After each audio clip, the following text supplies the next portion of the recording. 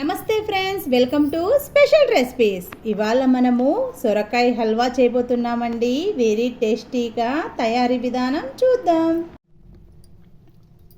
నేను సొరకాయ హల్వా చేయబోతున్నాను.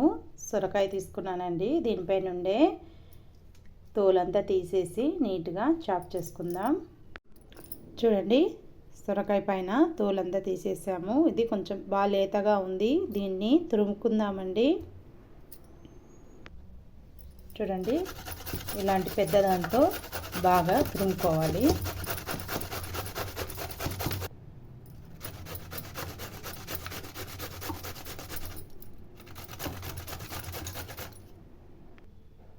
చూడండి, ఇలా చిన్నగా తురుముకోవాలి. మనం ఇప్పుడు నెక్స్ట్ ప్రాసెస్ చూద్దాం. స్టవ్ ముట్టించి కడాయి పెట్టుకున్నాను. మనము కడాయిలో చేసుకుంటున్నామండి హల్వా. నెయ్యి అండి, 1 స్పూన్ దాకా తీసుకుంటున్నాను. బాగా కరగనిస్తాము. చూడండి, దీన్ని గట్టిగా పిండుకొని నెయ్యిలో వేసుకున్నాము.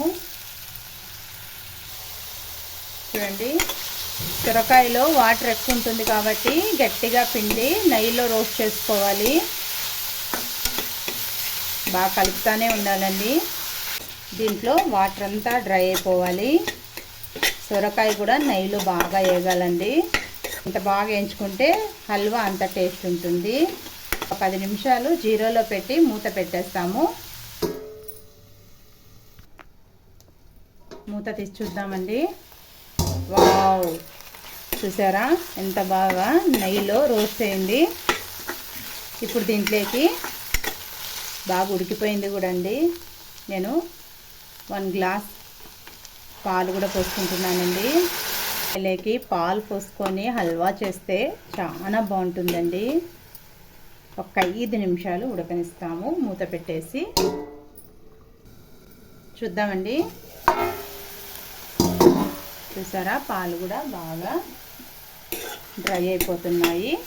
ఇప్పుడు ఈ స్టేజ్లో మనము బెల్లం వేసుకుందామండి. నా క్వాంటిటీని బట్టి వేసుకుంటున్నానండి. మీరు కానీ ఎక్కువగా వేసింటే సొరకాయ దాని తగ్గట్టు టేస్ట్ చూసి వేసుకోండి. నాకు 1 కప్పు పట్టింది. బెల్లం కరిగేంత వరకు జీరోలో పెట్టి ఉడకనిస్తామండి. మూత పెట్టేస్తాం.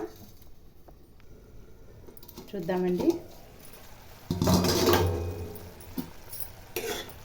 బెల్లం అంతా కరిగిపోయింది.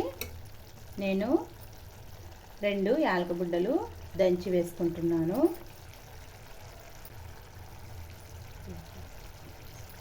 3 బాదాము, 5-6 గోడంబి అండి, చిన్నగా చాప్ చేసుకున్నాను. ఇది కూడా వేసేస్తున్నాను.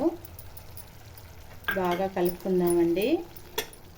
ఈ బెల్లంలో వాటరు, సొరకాయలో వాటర్ అంతా ఇమిరిపోయి మనకు నెయ్యి బయటికి తేలాలి. ఆ విధంగా ఉడికించుకోవాలి. 5 నిమిషాలు ఇలా కలుపుతూనే హైలో పెట్టి ఉడికించుకోండి. గట్టి పడుతుంది. ఇంకా ఈ స్టేజ్లో మీరు స్వీట్నెస్ సరిపోయిందో లేదో చెక్ చేసుకోండి. నాకైతే పర్ఫెక్ట్గా సరిపోయింది. చక్కెరతో కూడా చేసుకోవచ్చు, కానీ బెల్లంతో టేస్ట్ బాగుంటుందండి చక్కెర కంటే. ఒకసారి ట్రై చేసి చూడండి. ఇలా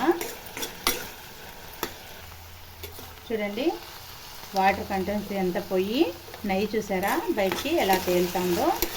ఈ స్టేజ్లో స్టవ్ ఆఫ్ చేసేసుకోవాలి. చూడండి ఎంత పర్ఫెక్ట్గా వచ్చిందో. మీకు కానీ వీడియో నచ్చితే లైక్ చేయండి, షేర్ చేయండి, సబ్స్క్రైబ్ చేసుకోండి. పక్కనున్న బెల్ ఐకాన్ని క్లిక్ చేయండి. Thank you for watching.